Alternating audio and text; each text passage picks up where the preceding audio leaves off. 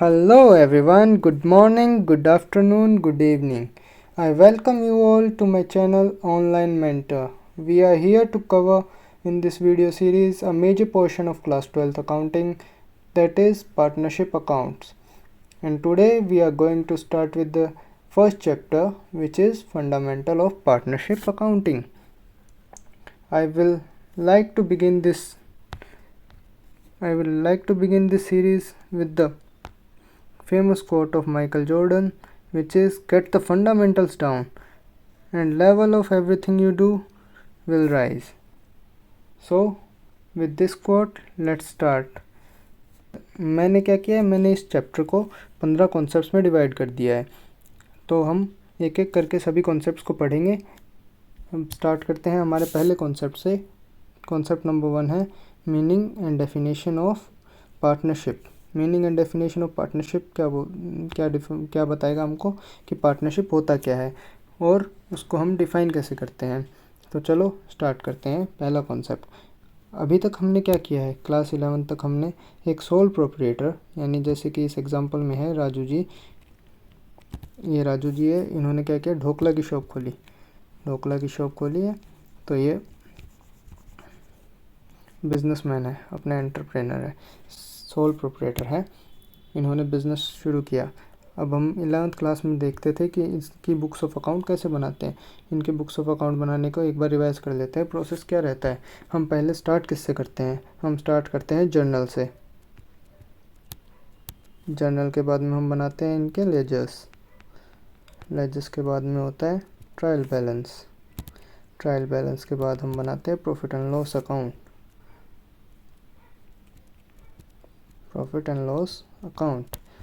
और फिर बनती है हमारी बैलेंस शीट, और बैलेंस शीट बनते ही हमारी books of account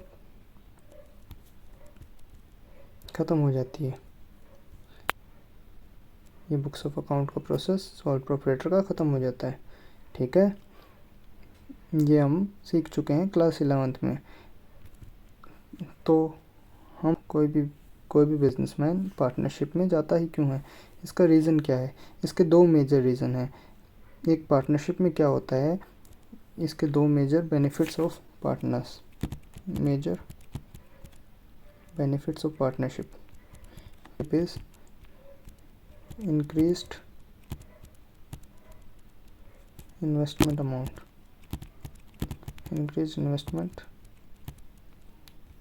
and decreased risk।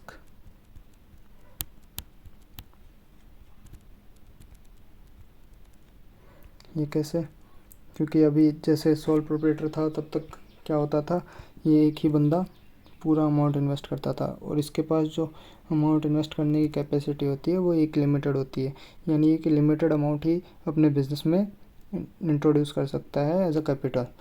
पर जब इसके साथ में और बंदे आ जाते हैं तो वो क्या होता है, वो पार्टनरशिप कहलाता है। अब जैसे मान लो इसी एग्जांपल को अपन कंटिन्यू करते हैं। जैसे राजू है, उसने श्याम और बाबू भैया को अपने साथ में ले लिया और क्या कर रहा है, बिजनेस कर रहा है ढोकला एंड स्नैक्स का।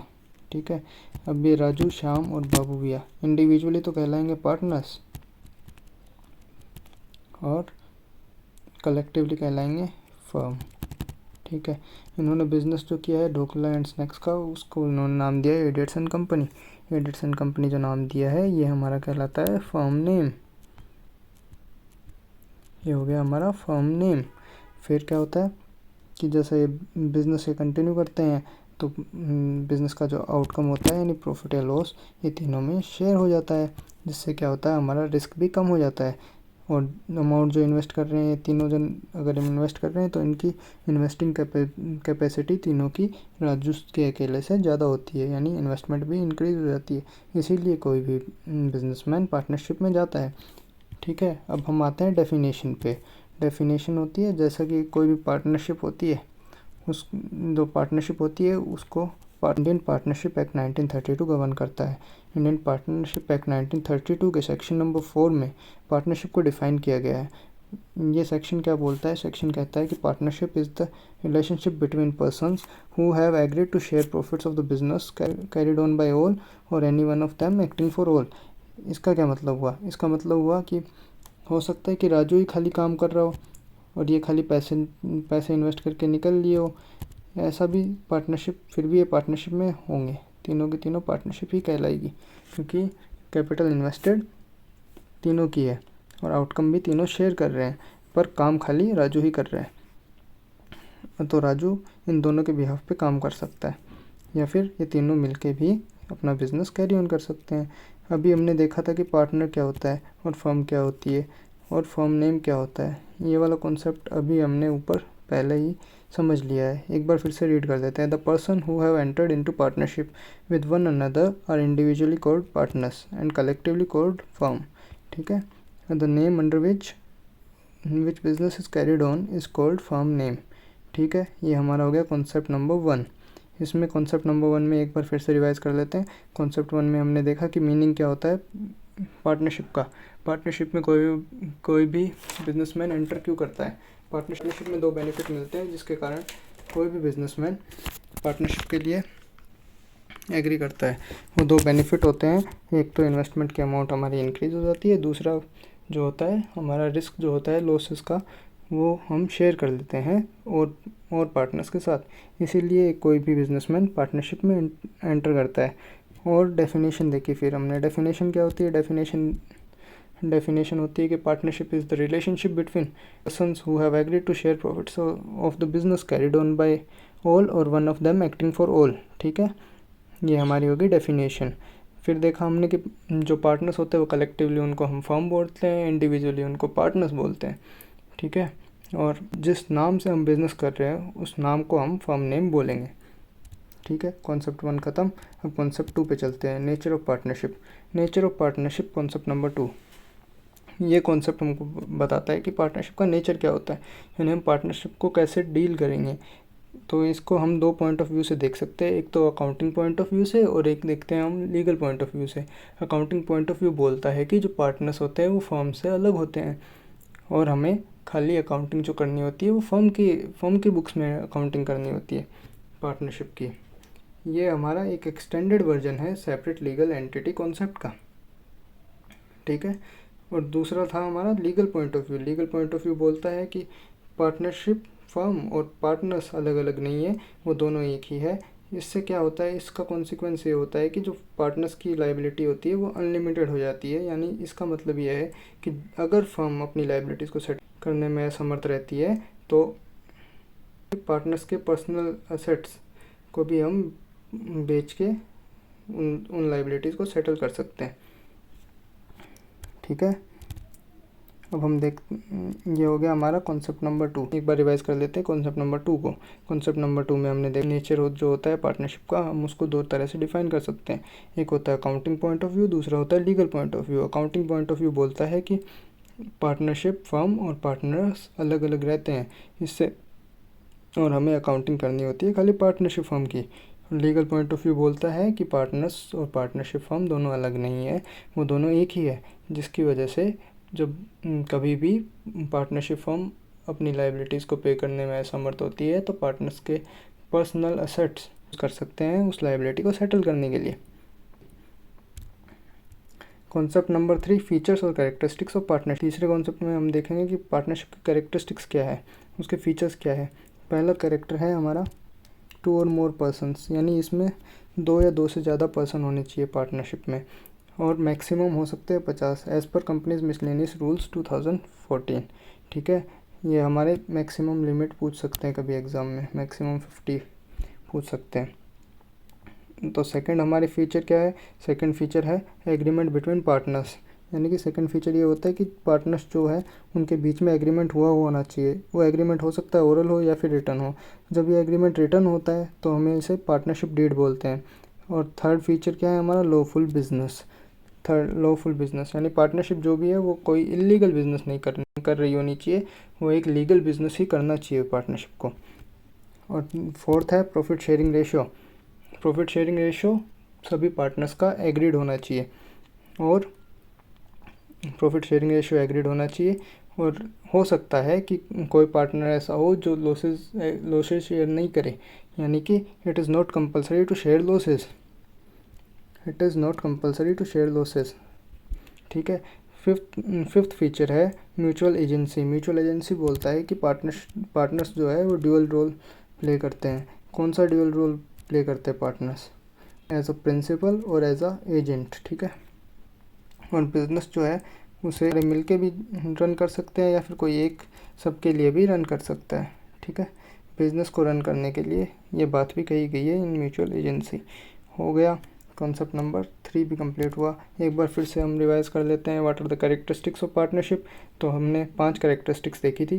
पहली थी 2 और मोर पर्सन्स। इसमें हमने देखा था कि मैक्सिमम 50 हो सकते हैं मिसलेनियस कंपनीज रूल्स के हिसाब से। ठीक है। फिर देखा था एग्रीमेंट होना चाहिए पार्टनर्स के बीच में। थर्ड था लॉफुल बिजनेस होना चाहिए। फोर्थ था प्रॉफिट शेयरिंग रेशियो होना चाहिए। इसमें देखा था कि हो सकता है कि पार्टनर जो है वो लॉसेस को शेयर ना करे। फिफ्थ होता है म्यूचुअल एजेंसी। म्यूचुअल एजेंसी होता है कि पार्टनर्स ड्यूअल रोल प्ले करते हैं, एज अ प्रिंसिपल भी एक्ट करते हैं और एज अ एजेंट भी एक्ट करते हैं। ठीक है। ये हो गया हमारा कॉन्सेप्ट नंबर 3। कॉन्सेप्ट नंबर 4 पे आ जाते हैं। कॉन्सेप्ट नंबर 4 बोलता है what are the rights of a partner. देखा था 5 फीचर्स देखे थे, अभी हम 5 राइट्स देखेंगे। तो पाँचों राइट्स देखते हैं। पहला राइट है participate in the management of the business. Participate in the management of the business ये बोलता है कि जब हर एक पार्टनर का ये राइट होता है कि वो अपने बिजनेस के मैनेजमेंट में अपना इनपुट दे, वो डे टू डे एक्टिविटीज़ में इंटरफेयर कर सकता है। और दूसरा राइट है B consulted about the affairs of the business.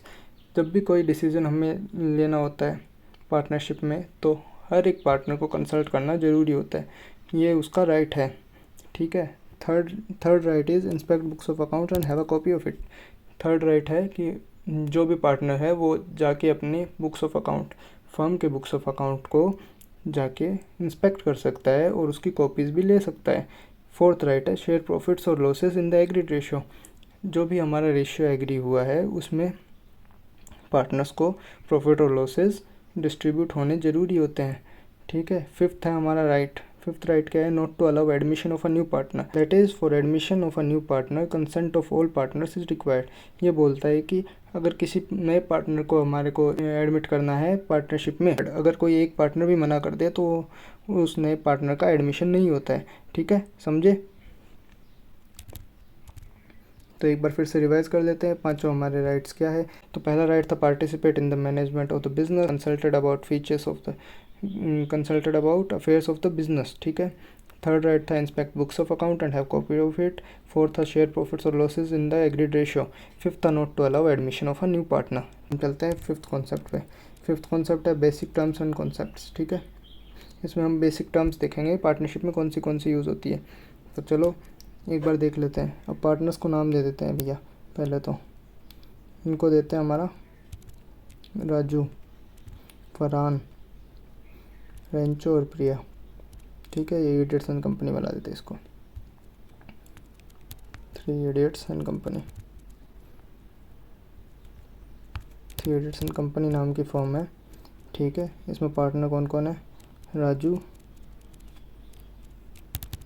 Farhan, Rancho और प्रिया। ठीक है। तो अब हम देखते हैं इस कॉन्सेप्ट को। अब राजू जो हमारा पार्टनर है उसने क्या दिया है फर्म को उसने कैपिटल ही दिया है खाली, और उसका कोई भी इनपुट नहीं है फर्म में। ना ही उसने ड्राइंग्स की है, ना ही उसने अपना टाइम डिवोट किया है फर्म के मैनेजमेंट के लिए, ना ही उसने कोई लोन दिया है। उसने खाली कैपिटल दी है फर्म को, तो उस कैपिटल के बदले राजू को मिलेगा इंटरेस्ट ऑन कैपिटल। ठीक है। इंटरेस्ट ऑन कैपिटल राजू को मिल जाएगा। ठीक है। अब देखते हैं फरहान ने क्या किया। फरहान ने ड्राइंग्स की है। इन ड्राइंग्स के बदले में फरहान को पे करना पड़ेगा फर्म को इंटरेस्ट ऑन ड्राइंग। ठीक है। और तीसरा बंदा है रेंचो जी बहुत होशियार बंदे हैं। इन्होंने क्या किया? अपना टाइम एंड रिसोर्सेज डिवोट किए फर्म को। अपना टाइम और रिसोर्सेज देने के बदले फर्म उनसे सैलरी रेमुनरेट कमीशन दे रही है, ठीक है। और हमारे फोर्थ पार्टनर है प्रिया। प्रिया ने क्या किया, प्रिया ने कोई लोन दिया है तो उसके बदले प्रिया को मिलेगा interest on loans and advances. अब इनका ट्रीटमेंट क्या होगा फर्म में, तो राजू ने दिया था कैपिटल, जिसके बदले में उसको मिला क्या, special item interest on capital मिला, तो फर्म के लिए होता है एक्सपेंस। और फरहान ने क्या किया, ड्राइंग्स की, तो ये हमारे कैपिटल में से रिड्यूस कर देंगे अगर ये परमानेंट नेचर की है, नहीं तो इसको एज ए एक्सपेंस ट्रीट कर लेंगे, ठीक है। और इंटरेस्ट ऑन ड्राइंग पे करता है फरहान ही इंटरेस्ट ऑन ड्राइंग्स पे करता है, ये हमारी फर्म के लिए इनकम का होगी। और रेंचो को जो सैलरी कमीशन या रेमनरेशन मिल रही है उसको, वो एक एक्सपेंस होगा फर्म के हैंड्स में। और प्रिया जो है उसको इंटरेस्ट ऑन लोन मिल रहा है, इंटरेस्ट ऑन लोन क्या होगा, फर्म के लिए एक्सपेंस होगा, ठीक है। कॉन्सेप्ट नंबर 5 हो गया है। एक बार रिवाइज कर लेते हैं। ये हमारे 4 पार्टनर्स थे। पहला पार्टनर था राजू ने क्या किया, कैपिटल दी तो उसको फर्म इंटरेस्ट ऑन कैपिटल देती है, फर्म के लिए वो एक एक्सपेंस होगा।